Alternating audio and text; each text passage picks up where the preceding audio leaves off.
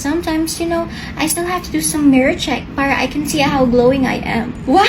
Like, she's giving main character. Joke lang, no? Anyway, today's yoga day, and you know me, I like to put on some very, very, very light makeup when going to classes kasi I also like to film myself to see my progress. Kaya hindi pwede haggard ang face. And today, we're gonna use Skin White Papaya Glow. Alam nyo, bata pa lang ako, Skin White na talaga gamit namin nila ate, ni mama, kasi it has always been so consistent. Saka what I love about it is It has this Hydro Booster deck that has high quality papain, 2 times milk, and 100 times vitamin E that is so good for my skin. Kasi it hydrates and softens the skin. Plus my SPF 10 pa for sun protection. O diba? Scent ka pa. See that glow? Very kaaya-aya. It's giving unstoppable. ready talaga for the main character energy. At saka on top of it, mabango siya, in all fairness. Like, I'm not lying. It really smells good. And you know what? I heard it's also available in soap and cleanser, so I went ahead and got me some. Pero before I head out, I'm just gonna do